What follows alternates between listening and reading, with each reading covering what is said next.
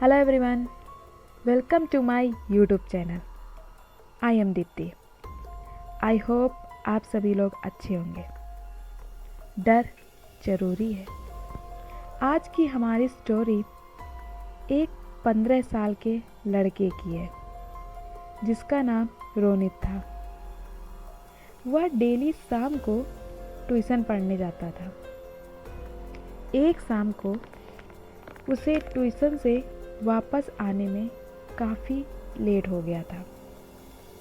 शाम के 8 बज गए थे। वह एक बस स्टॉप पर गया क्योंकि उसे उसी बस स्टॉप से अपने घर जाने के लिए बस मिलती थी।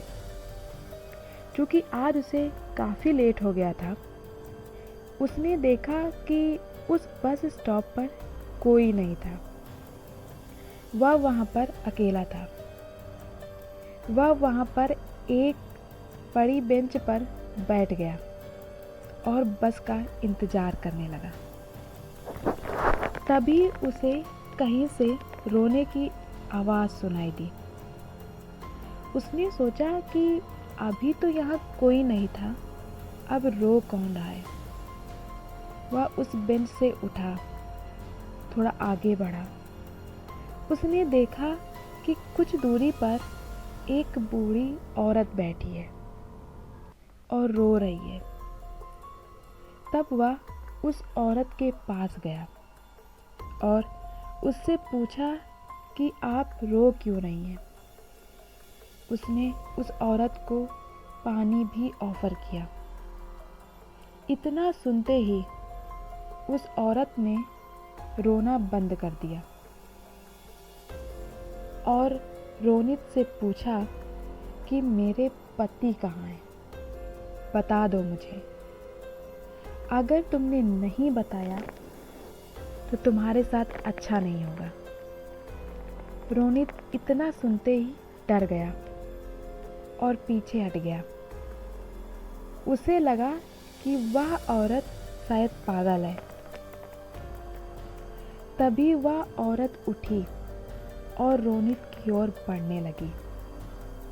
रोनित ने देखा कि उसके पैर उल्टे हैं और वह हवा में उड़ रही है। इतना देखकर रोनित काफ़ी डर गया और पानी की बोतल वहीं छोड़कर भागने लगा। भागते भागते वह अपने घर पहुंचा। डायरेक्ट अपने रूम में गया और जाकर बैठ गया। जो उसके साथ हुआ था वह सब सोच सोच कर काफ़ी डर रहा था, क्योंकि ऐसा पहले उसके साथ कभी नहीं हुआ था। उसने सोचा कि वह औरत थी कौन और उससे ऐसे क्वेश्चन क्यों कर रही थी। उसे कुछ भी समझ नहीं आ रहा था। कुछ देर बाद वह सो गया। रात के करीब 2 बजे उसे ऐसा लगा कि उसके रूम में कोई रो रहा है। वह जैसे ही उठा देखने के लिए कि आखिर इतनी रात को रो कौन रहा है, उसने देखा कि वही औरत उसके बेड में बैठी है जो उसे बस स्टॉप पर मिली थी और रो रही है।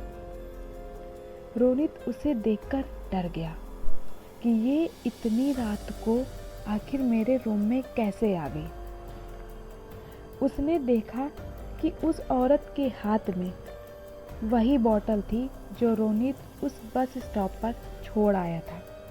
लेकिन हैरानी की बात तो यह थी कि उस बोतल में पानी नहीं था, बल्कि उसकी जगह खून था। वो इतना देखकर काफ़ी डर गया। तभी अचानक वह औरत रोनित के ऊपर झपटी और उससे कहने लगी कि तुमने मेरे पति को मारा है, अब मैं तुम्हें मार दूंगी। उसका डरावना रूप देखकर रोनित तेज तेज से चिल्लाने लगा। तभी उसके पेरेंट्स उसके रूम आए। उन्होंने जैसे ही रूम की लाइट ऑन की, वह औरत गायब हो गई। रोनित के पेरेंट्स उसके पास आए, उसे पानी पिलाया, उससे पूछा कि क्या हुआ, तुम चिल्ला क्यों रहे थे। रोनित ने उन्हें पूरी बात बताई, लेकिन उनके पेरेंट को यकीन नहीं हुआ। उन्हें लगा कि शायद रोनित ने कोई बुरा सपना देखा है, इसलिए काफ़ी डर गया है। उस दिन के बाद रोनित ने ट्यूशन जाना छोड़ दिया और उस बस स्टॉप पर कभी नहीं गया। उस दिन की घटना से रोनित काफ़ी डर गया था और काफ़ी टाइम तक सदमे में रहा।